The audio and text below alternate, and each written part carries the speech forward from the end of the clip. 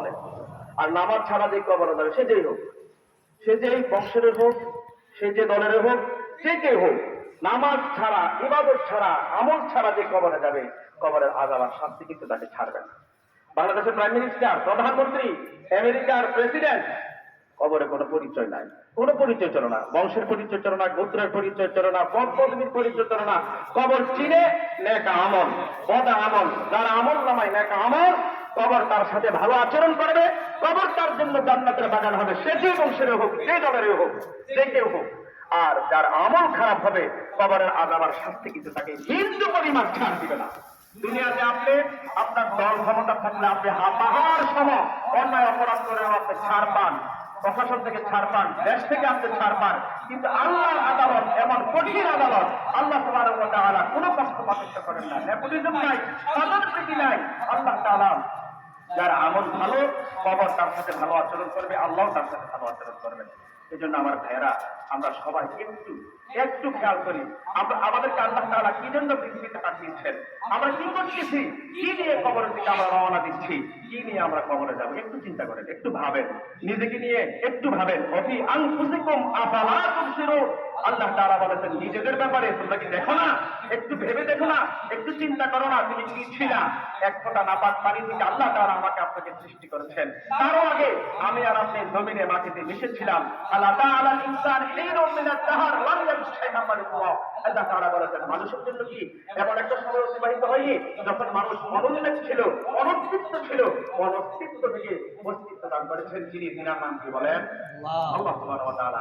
এজন্য আমার ভাইয়েরা, আল্লাহর আইন, রাসূলুল্লাহ সাল্লাল্লাহু আলাইহি ওয়াসাল্লামের তরিকা আর আদর্শ আর নীতি যদি আপনি আপনার ব্যক্তি জীবন, পারিবারিক জীবন, রাষ্ট্রীয় জীবনে আপনি সাজাতে পারেন, বাস্তবায়ন করতে পারেন, ইনশাআল্লাহ আপনি মরতে দেরি হবে, জান্নাতের ফেরেশতারা আপনাকে সংবর্ধনা দিয়ে জান্নাতে পৌঁছিয়ে দিতে দেরি করবেন না। সুবহানাল্লাহ বলেন। আল্লাহ তাআলা আমাদের সবাইকে বুঝার, আমল করার তৌফিক দিন, সবাই বলে আমিন। পরিশেষে যে মাইয়ার জনাব মোস্তফা কামাল ভাইয়ের অর্ধাঙ্গিনী স্ত্রী, উনি অত্যন্ত ভালো মহিলা ছিলেন। মোস্তফার সাথে আপনারা সবাই জানেন আমার খুব গুরুত্বপূর্ণ ওতপ্রোত ভালো একটা ওনার সাথে আমার একটা চলাফেরা। তো আমি আমার পারিবারিক অনেক বিষয়ে অবগত, আমার মহল্লার প্রত্যেকটা পরিবারের বিষয়ে আলহামদুলিল্লাহ আমি অবগত, যেহেতু দীর্ঘদিন আপনাদের সাথে আপনাদের এলাকায় আছি, সেই হিসেবে আপনাদের সম্পর্কে খুব ভালো জানা আছে আমার। তো ওনার পরিবার, ওনার স্ত্রী অত্যন্ত ভালো একজন মহিলা। আমি মুস্তফার বাসায় প্রায় সময় যাইতাম, অনেক সময় উনি আমাকে নাস্তা দিতেন, খাবার দিতেন, ভাত দিতেন, বিভিন্ন সময়ে অনেক কিছু উনি আমাকে খাইয়েছেন, কিন্তু কখনো আমার সামনে উনি বেপরদায় বা আমার সামনে আইসে একটু কথাবার্তা বলা, এদের যে করে কিছু উনি করেন নাই। তার মানে ওনার ভিতরে একটা আলেম ওলামাদের প্রতি একটা শ্রদ্ধাবোধ ছিল, একটা ভালোবাসা ছিল, আলেম ওলামাদের প্রতি ওনার একটা সহনশীলতা ছিল, ওনার একটা সিম্পেথি ছিল। এজন্য আমার ভাইয়েরা, আর উনি একজন স্বামী প্রকৃত মহিলা ছিলেন। বর্তমানে প্রায় সময় আমার সাথে বলতেন যে ওনার স্ত্রী অত্যন্ত ভালো একজন মহিলা।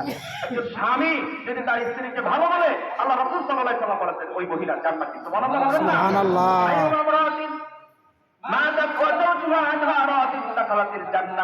আল্লাহর হাবিব সাল্লাল্লাহু আলাইহি ওয়াসাল্লাম বলেছেন কোন মহিলা যদি মারা যায় এমন অবস্থায় যে তার স্বামী তাকে ভালো বলে, তার স্বামী তার প্রতি রাজি থাকে, খুশি থাকে, সন্তুষ্ট থাকে, আল্লাহর হাবিব বলেছেন দাখালাতিল জান্নাহ, ওই মহিলা মৃত্যুবরণ করতে দেরি হবে, কবরে রাখতে দেরি হবে, তার কবরটা জান্নাতের বাগান হতে দেরি হবে না। সুবহানাল্লাহ।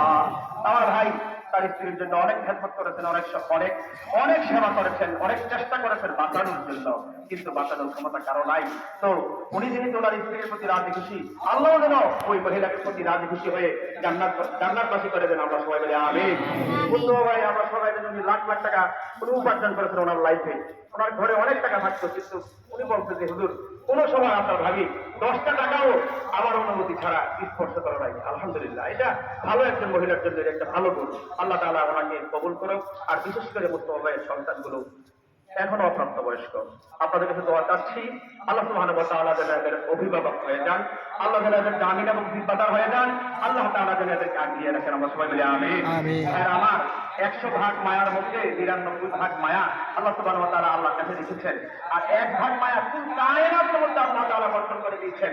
এর মধ্যে সিংহভাগ মায়া আমার আপনার নবী রহমতের নবী মার নবী সাল্লাল্লাহু আলাইহি ওয়াসাল্লাম পেয়েছেন। এর মধ্যে ন্যূনতম সরিষার চিহ্ন নগণ্য সামান্য মায়া গর্ভধারিণী মা এবং জন্মদাতা পিতা পেয়েছে। একজন বাবা মা নিজের জীবন